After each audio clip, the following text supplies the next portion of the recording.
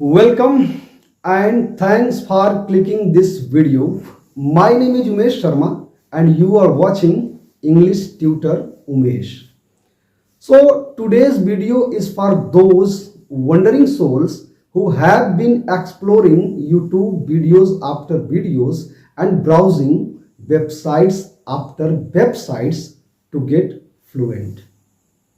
Okay, so I hope you will watch this video till the very end and get benefit from it.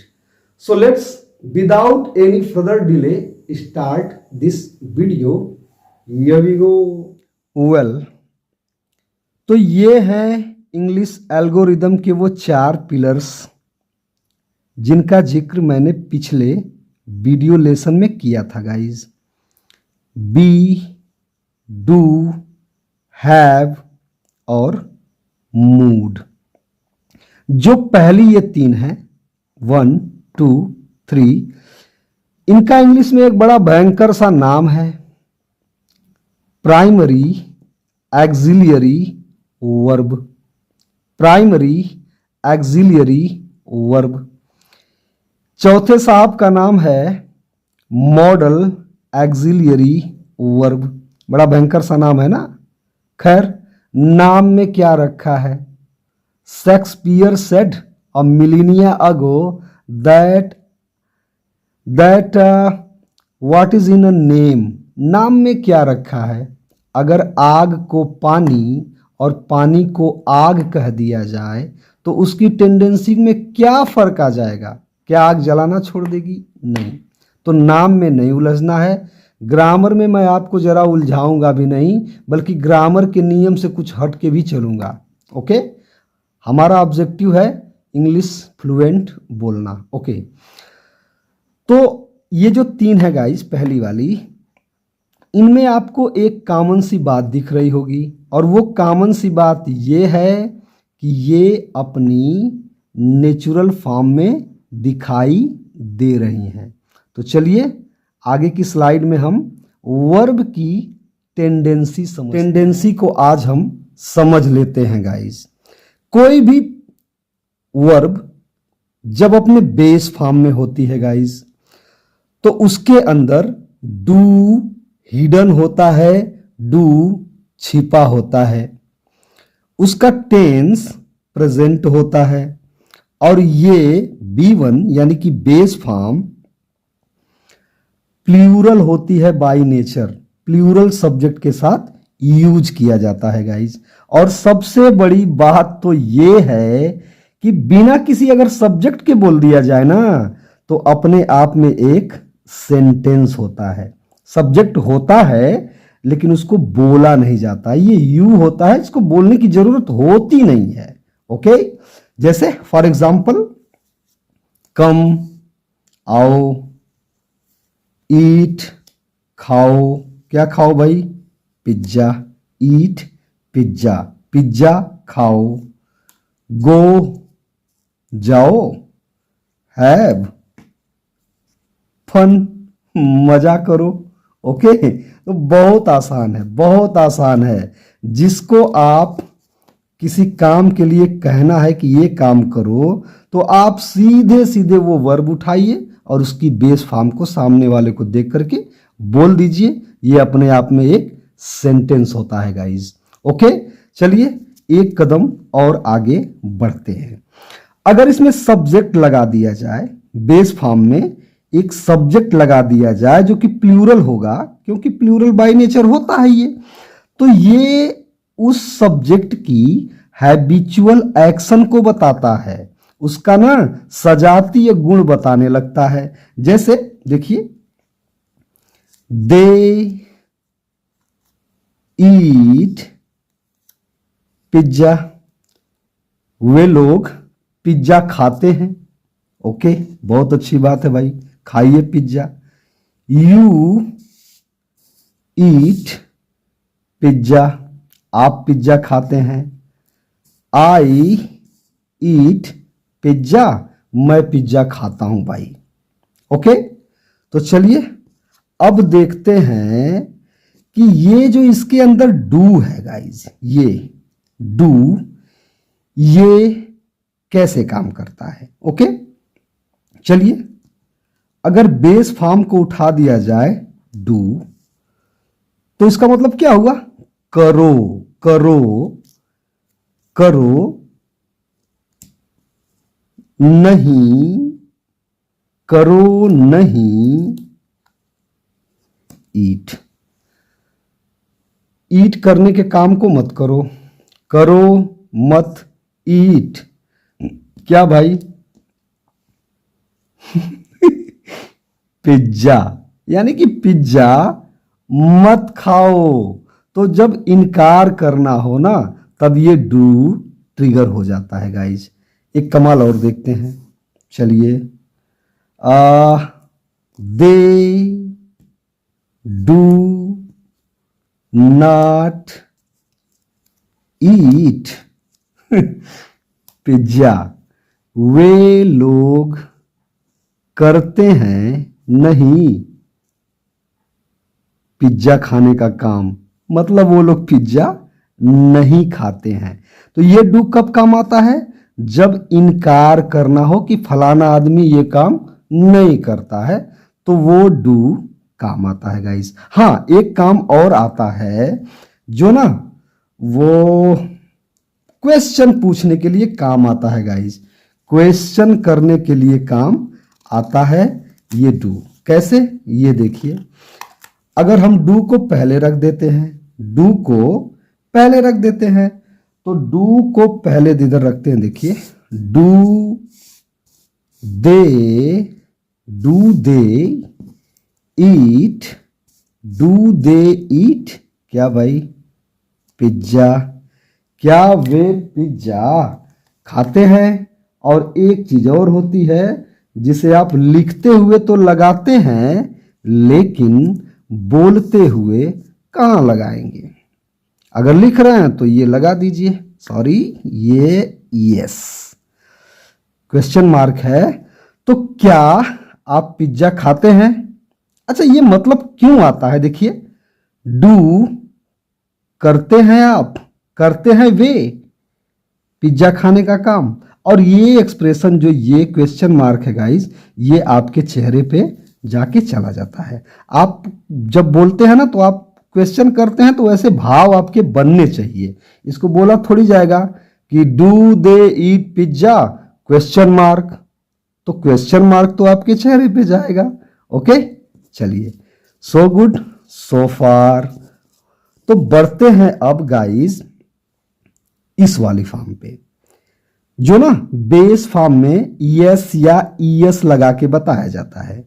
तो जब उसमें verb की base form में yes या ES लगा दिया जाता है, तो जैसे वर्ब की बेस फॉर्म में डू छिपा होता है ना गाइस, वैसे ही यस या ईएस वाले में डज छिपा होता है। एक्चुअली ना, ये जो डू उसके अंदर हिडन है ना, उसी में यस या ईएस लगा है, तभी तो इसके अंदर डज आया। ओके, और इसका टेंस भी प्रेजेंट होता है, सिंगुलर बन जाता है, सिंगुलर होता है, और बिना किसी सब्जेक्ट के इसका कोई काम ही नहीं है। ओके, और विथ सिंगुलर सब्जेक्ट के, ये सिंगुलर सब्जेक्ट की हैबिचुअल एक्शन को बताने लगता है गाइस। कैसे? और देखिए, हिंदी में लिखना मैं बताना भूल गया, ता है और ती है आता है। जैसे देखिए, सी singular form, singular subject, C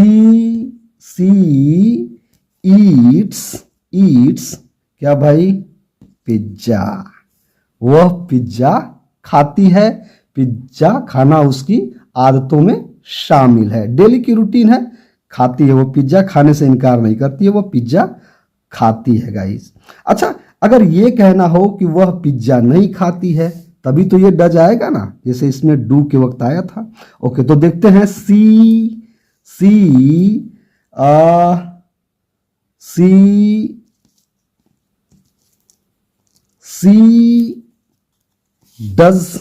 does not क्या? Eat pizza.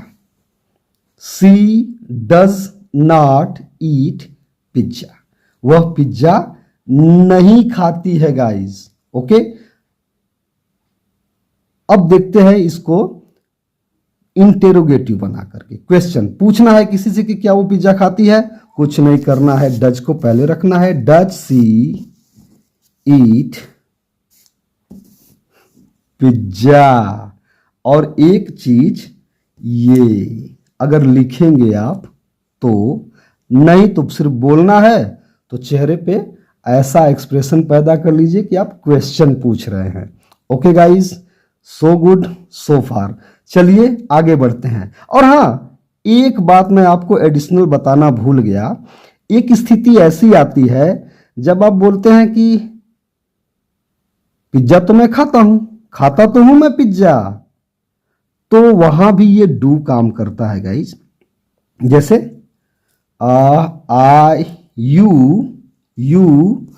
डू ईट क्या पिज्जा। आप पिज्जा खाते तो हैं। और यही बात सी वाले में, सिंगुलर वाले में बस कुछ नहीं, सी डज ईट पिज्जा। खाती तो है वो पिज्जा, ये भाव आता है गाइज। ओके, तो चलिए आगे बढ़ते हैं। अब बात करते हैं गाइज V2 की। V2 की बात करते हैं। देखिए, जिस तरह इसमें डू था बेस फॉर्म में, सिंगुलर फॉर्म में डज था, वैसे ही ना V2 में डिड छिपा होता है गाइज। और इसकी टाइम यानी कि इसका टेंस पास्ट होता है। और सबसे बड़ी बात तो ये है कि ये सिंगुलर भी होता है और प्लूरल भी होता है। चाहे तो आप सिंगुलर के साथ यूज करिए, चाहे प्लूरल के साथ यूज करिए। एक आदमी के लिए भी V2 और 500 आदमी के लिए भी V2, नो प्रॉब्लम। जैसे आई एट क्या पिज्जा, मैंने खाया पिज्जा। ओके, मैंने खाया पिज्जा। अच्छा, अब देखते हैं कि अगर आपको नेगेटिव बनाना है, वेरी नाइस, वेरी नाइस, बहुत ही आसान। आई, ये डिड आ जाएगा। आई डिड नॉट ईट, और ये पिज्जा। मैंने किया नहीं खाने का काम पिज्जा को। मैंने पिज्जा को खाने का काम नहीं किया। चाहे ऐसे समझ लो, चाहे वैसे समझ लो, आपको समझ में आना चाहिए गाइज। और एक बार ये बात दिमाग में बैठ जाएगी, मजा आ जाएगा आपको। चलिए इसको क्वेश्चन फॉर्म में बदल देते हैं। Did I eat pizza. और ये गाइस, किया क्या मैंने पिज्जा खाने का काम, मैंने खाया पिज्जा, क्या मैंने पिज्जा खाया, चाहे जैसे कहिए, इंग्लिश में इस तरह बोलते हैं। Did I eat pizza, yes I ate pizza. आइए गाइस, अब अगर इतना आप समझ गए हैं तो बहुत कुछ समझ गए हैं। देखिए, ये जो नंबर 4 की वर्ब है ना, और हाँ एक बात आपको बता देते हैं, इसमें भी अगर एम्फेसिस करना है कि अरे यार तुमने पिज्जा तो खाया, मैंने खाया तो pizza. I did eat pizza, खाया तो मैंने pizza. I did eat pizza, yes. चलिए आगे बढ़ते हैं। तो देखते हैं ये जो V3 होता है ना गाइज, इसका क्या काम होता है। देखिए, पहली बात, इसका कोई टेंशन नहीं होता है। और जब टेंस नहीं होता है तो सिंगुलर प्लूरल होने का क्या चक्कर है। सिंगुलर प्लूरल या तो नाउन होता है या तो वर्ब होती है। बी और हैव फैमिली के साथ ये आता है गाइज, इसको परफेक्ट पार्टिसिपल बोलते हैं। और ये ना बाय नेचर एडजेक्टिव होता है। ये वर्ब की जो थर्ड फॉर्म होती है गाइज ना, वो एडजेक्टिव होती है, जिसको पास्ट पार्टिसिपल बोलते हैं हम लोग। हम लोग क्या जो इंग्लिश बोलते हैं वो इंग्लिश में बोला ही जाता है, और इसका हिंदी में मीनिंग होता है हो चुका हुआ। जैसे ब्रोकन चेयर, टूटी हुई कुर्सी, है ना। बॉर्न, न्यू बॉर्न बेबी, नया नया पैदा हुआ बच्चा। ओके, तो इसको हम बाद में आगे आने वाले लेसन में बहुत ही अच्छी तरीके से समझा देंगे और आप समझ भी जाएंगे और कभी गलती भी नहीं करेंगे। उसी तरह जो B1 और प्लस ING होती है 5वें नंबर पे, उसका भी कोई टेंस नहीं होता गाइस। और जब टेंस नहीं होता तो सिंगुलर और प्लूरल का कोई चक्कर होता ही नहीं है। बी फैमिली की वर्ब के साथ ये कंटिन्यूअस एक्शन बताती है गाइस, और इसको बोला जाता है, एडजेक्टिव ये भी होती है, और इसको ना प्रेजेंट पार्टिसिपल बोला जाता है। मैं आपको ज्यादा ग्रामर में नहीं उलझाऊंगा, और इसका मतलब होता है हो रहा हुआ। जैसे मैं बोलूं कि कमिंग ट्रक, कमिंग आ रहा हुआ ट्रक, आ रहा हुआ ट्रक। बर्निंग ट्रेन, जल रही हुई train. Okay, nice, well, so I hope you would find this video useful and beneficial. So leave your comments below this video and also tell me if you are happy with this. Okay, मिलते हैं next video में, तब तक के लिए bye bye, शब्बा खैर।